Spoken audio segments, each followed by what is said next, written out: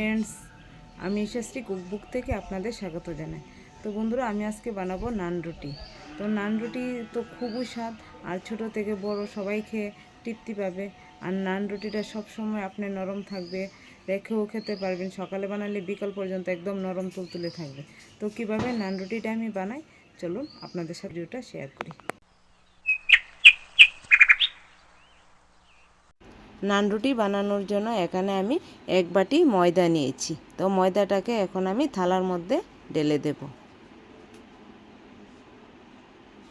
তো এখন দিয়ে দেব পরিমাণ মতো লবণ।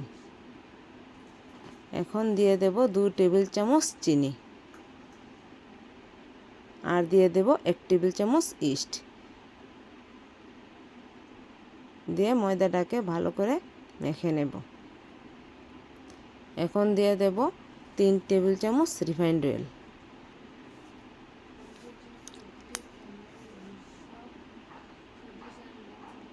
তেলটা দেওয়া হয়ে গেছে, এখন আমি আবার একটু হাত দিয়ে মেখে নেব।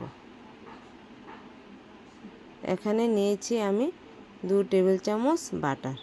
আপনারা বাটারের পরিবর্তে ঘিও ব্যবহার করতে পারবেন। তো আমার ময়দাটা মাখা হয়ে গেছে। তো দেখুন, নান রুটির জন্য ময়দাটা আমার একদম দলা পেকে গেছে। তো এখন বুঝতে হবে যে আমার নান রুটির জন্য ময়দা মাখাটা একদম পারফেক্ট হয়েছে। এখন আমি উষ্ণ গরম দুধ নিয়েছি। তো দুধটাকে এখন আমি ময়দার মধ্যে অল্প অল্প করে দিয়ে দেব।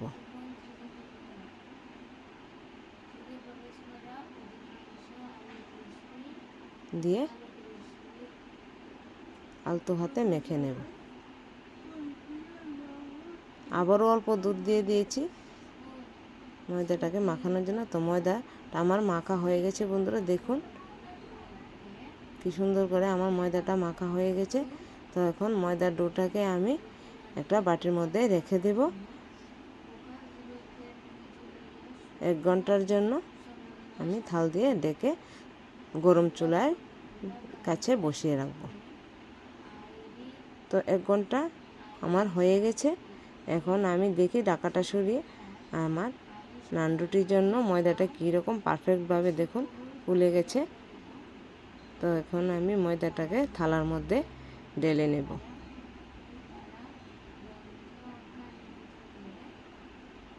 দেখুন ময়দার মধ্যে কীরকম বায়ু ঢুকে আছে। তো এখন এর মধ্যে হাত দিয়ে চেপে চেপে আমি তার ভিতর থেকে বায়ুটা বের করে নিয়েছি। নিয়ে আবারও ময়দার ডোটাকে একটু মেখে নেব। তো মাখা হয়ে গেছে, এখন আমি 2 হাত দিয়ে এটাকে রোল করে নেব।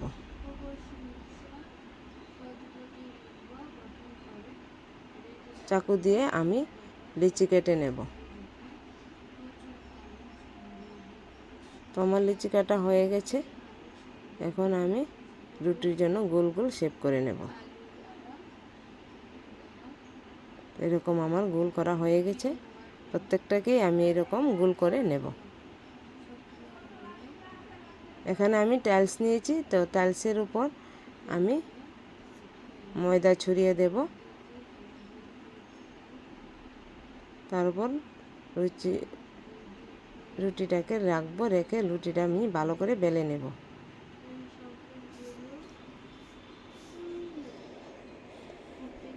নান রুটির জন্য রুটিটাকে বেশি পাতলা করা যাবে না, একটু মোটা করে বেলতে হবে, তাতে রুটিটা সুন্দর হবে। তো দেখুন আমার নান রুটিটা কীরকম মোটা করে আমি বেলে নিয়েছি। তাওয়াটাকে আমি হাই ফ্লেমে 5 মিনিট সময় নিয়ে গরম করেছি। এখন আমি চুলার আঁচটা কমিয়ে রুটিটা আমি দিয়ে দিয়েছি। তো দেখুন রুটিটা আমার কীরকম হয়ে গেছে। এখন আমি উল্টে দিয়েছি। তার সাইড দিয়ে রুটিটা ফোলার জন্য আমি এখন অল্প অল্প ঘি দিয়েছি, তাতে রুটিটা আস্তে আস্তে ফুলে উঠবে। দিয়ে আমি সাইড দিয়ে রুটিটাকে চেপে চেপে দিয়েছি।